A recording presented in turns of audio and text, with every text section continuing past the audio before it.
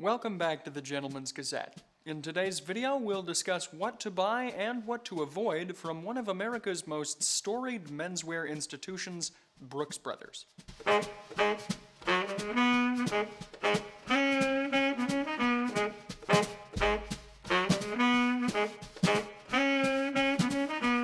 Brooks Brothers is now more than 200 years old, and it has played a defining role in shaping the course of American style and menswear. In many ways, they serve to democratize style, making clothing more accessible, affordable, and wearable for the masses. They're known for their quality, conservative looks, and for manufacturing in the United States for most of their history. They've outfitted 40 of the 45 American presidents, and pretty much every star during the golden age of Hollywood wore Brooks Brothers clothing. Despite this illustrious history, though, they have had to change with the times, both for the better and for the worse. As clothing has gotten more and more casual day to day for most people, the classic staples that Brooks Brothers is known for have gotten less and less popular over time. Also, the quality of much of their product has declined slightly over the years as some production has moved overseas. This, of course, isn't an uncommon story in men's ready-to-wear fashion,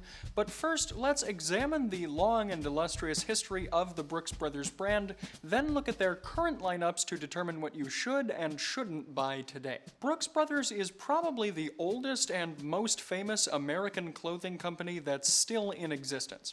It was founded in 1818 by Henry Brooks, and his sons inherited the company, hence the name Brooks Brothers. In 1849, they were the first company to introduce ready-to-wear clothing, and the next year, in 1850, their famous Golden Fleece logo was adopted. One of Brooks Brothers' most famous customers around this time in the mid-19th century was Abraham Lincoln.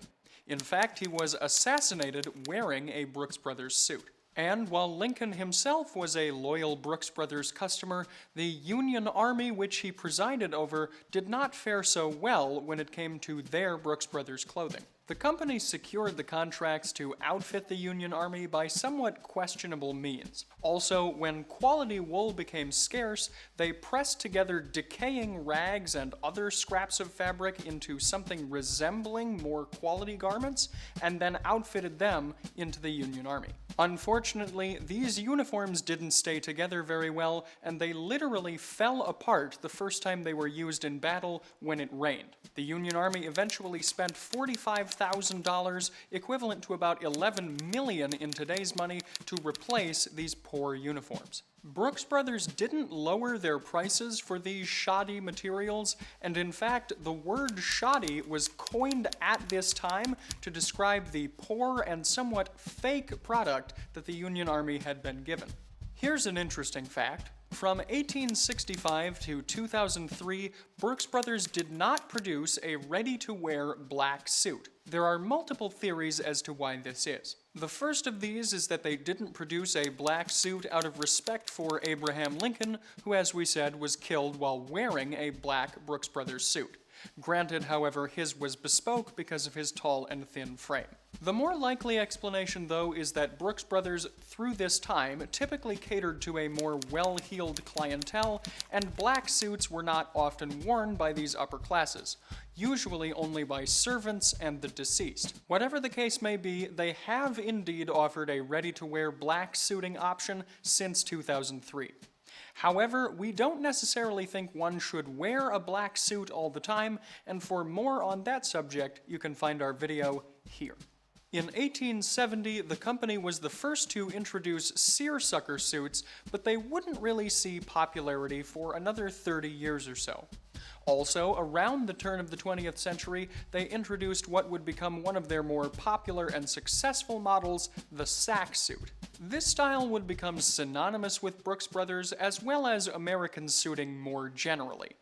The more generous cut of these sack suits allowed them to fit a wider array of body types off the rack, and thus they were very financially successful for the company. By the way, you can learn more about American suiting and how it differs from British and Italian styles in this video here.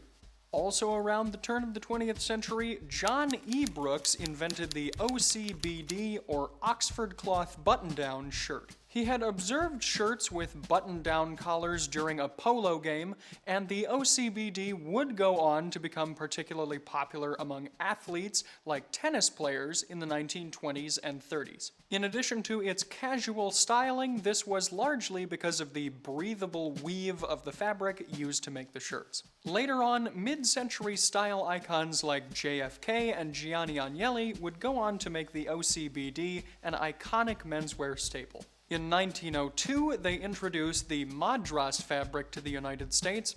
If you'd like to learn more about this unique fabric style, we've got a video on that subject here. Also, they introduced the rep tie to the United States, altering the direction of the regimental stripe so that it could be worn by civilians instead of just military personnel, as had traditionally been done in the United Kingdom. In 1908, they would import foulard ties, or block silk printed ties, from the United Kingdom to the US. F. Scott Fitzgerald's 1920 publication This Side of Paradise made many references to Brooks Brothers, and it would in turn influence the style of many college men across the United States. Later, Brooks Brothers would introduce clothing lines based around Fitzgerald's work The Great Gatsby when it was adapted for film. In 1946, the Brooks family sold the company to Julius Garfinkel and Company, which would actually make the overall style of most of the company's garments even more traditional than they had been before. In 1953, working with DuPont, Brooks Brothers released Brooks Weave, a fabric that blended cotton and Dacron for a no-wrinkle finish. We mentioned John F. Kennedy before, and he also famously favored the No. 2 style Brooks Brothers 2-button suit, which showcased his youthful style. The company would change hands again several times over the ensuing decades. It's currently owned by the Brooks Brothers Group, which is in turn privately owned by the Italian billionaire Claudio del Vecchio, the son of the founder of Luxottica Eyewear. Today, Brooks Brothers does still maintain some manufacturing in the United States. However, it's important to note that not many fabrics are actually produced and woven here in the US, so when things are manufactured in the United States, what they're today mostly referring to is assembly of these fabrics. Products currently made in the US include their Golden Fleece line of suits, many of their 1818 line of suits, but not all, ties, which are cut and piled in Long Island, and many shirts, but again, not all, which are made primarily in North Carolina. We should also note that Brooks Brothers clothes are an important staple of many historical film production companies and TV presenters. In addition to The Great Gatsby, which we mentioned earlier, Brooks Brothers were also commonly seen on the television show Mad Men, and late-night host Stephen Colbert is outfitted exclusively in Brooks Brothers suits. So, as you can tell from this long and rich, but not completely faultless historical overview, Brooks Brothers has been a staple of the American menswear scene for many, many decades. They deserve respect for influencing the style of menswear in every era since their founding, as well as democratizing the suit. They've been able to strike a good balance between innovating, but also fiercely protecting the classic rules of men's style. Like Ralph Lauren, on which we've already produced a video in this series, you can find it here, Brooks Brothers is a full-service clothing house, so they offer a wide variety of products. Let's go over what they currently offer to discuss what you should and shouldn't incorporate into your wardrobe. By the way, you probably won't be surprised to hear that we mostly advocate you stick to the classics. The first item we recommend you buy is tuxedo shirts. Black tie, of course, has a relatively strict dress code, and when you want to get all of the details right, a Brooks Brothers tuxedo shirt can get you there. They offer both pleated front and bib front models, and also offer a detachable wing collar if you're truly into that crisp look. By the way, if you'd like to know more about tuxedo shirts specifically, or the other elements of proper black tie, you can find them in our comprehensive black tie guide here. Along those same lines, the second item we recommend you pick up, if you're so inclined, is a pair of traditional opera pumps. These are the most formal shoes that a man can wear, suitable for both black tie and white tie, and Brooks Brothers still offers them. The third item here is sweaters, which are of course a classic winter addition to any man's wardrobe when worn in the correct way. By this, we mean that there are many styles of sweater that Brooks Brothers offers, but there are a select few that we would actually recommend. You should probably opt for classic styling, and by this we mean things like turtlenecks, cardigans, V-necks, and shawl collars. Conversely, you probably don't want to get anything with zippers, crew necks, or hoods. Also, rather than synthetics, you should go for natural materials like cotton, wool, merino, and cashmere. We'd recommend that you opt for heavier weight sweaters, as there are several reasons to avoid thinner ones. Fine or fine gauge knit sweaters are thin and kind of useless, as they won't keep you very warm and they also won't be as durable. Furthermore, any layers you wear underneath them will probably show through. For all of these reasons, opting for thicker weights of knitwear will be best. You'll also want to go for classic patterns and colors like Fair Isle, tennis sweaters, solids or melange solids where the yarn is multiple colors, and rich colors like green, red, blue, and purple that will contrast nicely with a variety of looks. Consider, for example, some of the following: a merino wool fisherman sweater, a cotton shawl collar cable cardigan, lambswool Fair Isle sweaters, roll neck cardigans in merino wool, or cotton turtleneck sweaters. Chinos are our fourth item here. We did a little survey on our YouTube community page asking you, the viewers, what you'd like to see us mention from Brooks Brothers, and chinos came up repeatedly. Now, we can't speak to this from personal experience, but there are a number of factors that point toward Brooks Brothers chinos being a great pair of pants. The first would be their relatively wide range of colors, which includes all of the usual neutral shades,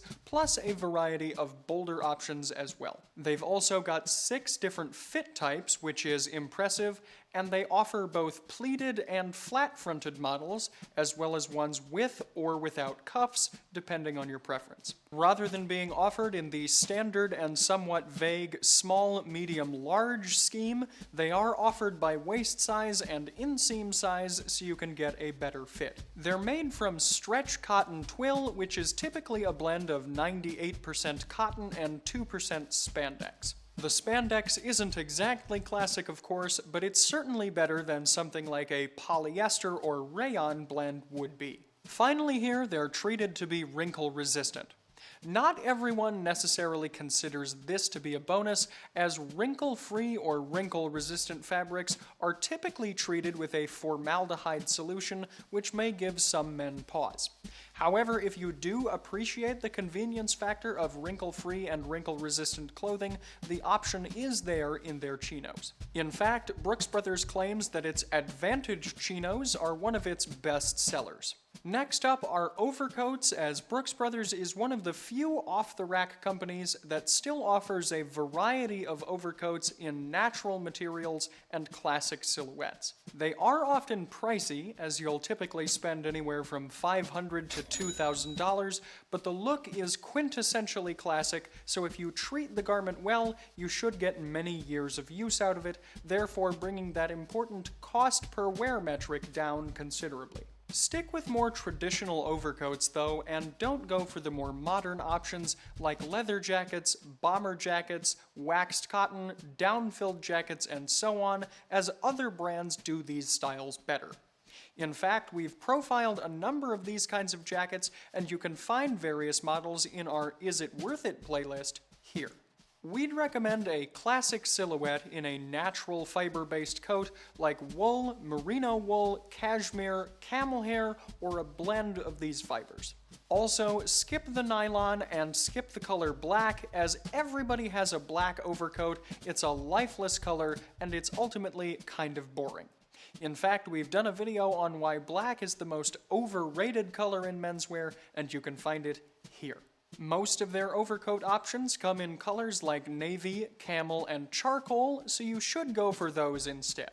Some models are even double-breasted, and they can come in subtle and elegant patterns like herringbone, Prince of Wales check, or window pane. Take a particularly close look at their 100% camel hair polo coats in either single or double-breasted configuration. Brooks Brothers pioneered this look and made it famous in the 1920s and 30s, and camel hair is warm and durable, so these coats are a particularly smart option. Other models to consider would be top coats, Chesterfields, and officers' coats. For our number 6 item, we would of course be remiss if we didn't mention the OCBD, which was in fact Brooks Brothers' invention. They have 5 fit options from slim to relaxed, and they come in classic styling, patterns, and colors. Also, the look of these shirts is meant to be a bit more relaxed, so it is okay if the fit isn't 100% perfect to you. Now, for number 7, Brooks Brothers non-iron dress shirts did also come up repeatedly in our comments,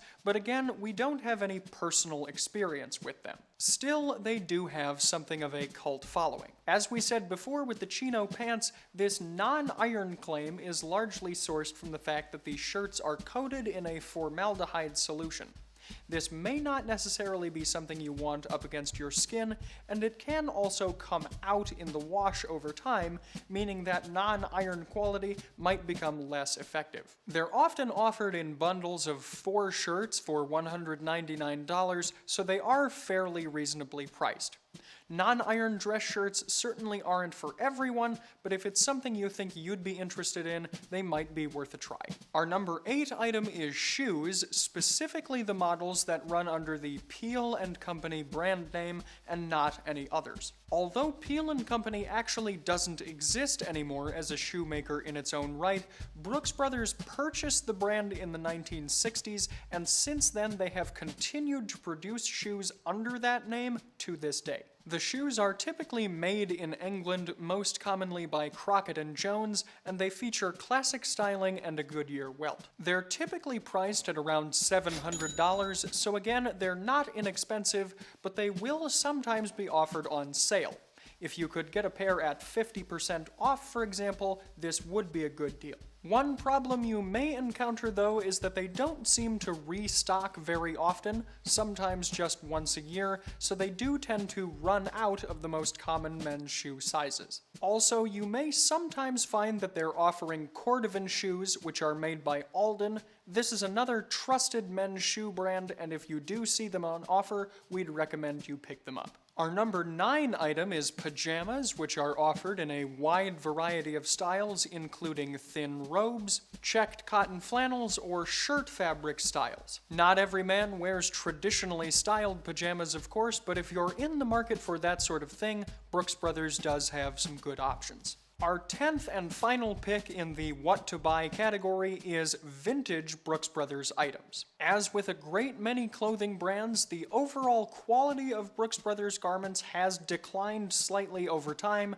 but they did have higher quality standards in the past. If you happen to run across Brooks Brothers products in good condition in vintage shops, don't hesitate to buy them. For example, the tie I'm wearing in today's video is a vintage Brooks Brothers model. So, what to avoid from Brooks Brothers then? Well, typically we'd say first off that you should avoid trendier items. For example, a $75 wristband or a cable-knit hooded sweatshirt. Trendy pieces like this really aren't Brooks Brothers' forte, and as such, we'd say that you should steer clear of them. Also, we wouldn't recommend their socks, as they're often in a polyester nylon blend, and they're too short, so they will often slide down. Conversely, we'd recommend something like an over-the-calf sock in silk or cotton, and we offer several models like these in the Fort Belvedere shop. You can find them here. Other items we'd recommend that you avoid from Brooks Brothers would include t-shirts, sneakers, bomber jackets, jeans, and backpacks. The Brooks Brothers brand has stood the test of time to become a true American menswear icon. While not all of the items they offer these days are exactly things that we would recommend, there are still several products we think are good buys. Of course, if you've got any other suggestions on what to buy or what to avoid from Brooks Brothers, share with us in the comments below. In today's video, I'm going for something of a traditional American yet rustic aesthetic. The central piece, of course, is my vintage Brooks Brothers tie, which is in a houndstooth pattern of darker red and off-white. My French cuffed shirt is similarly off-white in color, and in the French cuffs I'm wearing gold-plated sterling silver monkey's fist knot cufflinks from Fort Belvedere. I thought that the gold color as well as the rope styling of these cufflinks was reminiscent of the Golden Fleece logo that Brooks Brothers is famous for. Also from Fort Belvedere today are my pocket square, which is in a dark red wool silk blend featuring a rabbit motif for the pattern, and my Edelweiss boutonniere. Both of these share a similar color palette to my tie, so everything harmonizes well. By the way, you can find the pocket square, boutonniere, and cufflinks in the Fort Belvedere shop, as well as a relatively similar tie pattern. Other pieces in my outfit today include my sport coat, which is in a medium brown tone with a window pane pattern in tan and blue, my light khaki-colored trousers and tan socks featuring a faint diamond pattern in brown, and my tan cap-toed derby shoes from Allen Edmonds. Both the jacket and the trousers are a bit on the roomier side, and this was intentional as I wanted to go for that sack suit styling that Brooks Brothers made famous.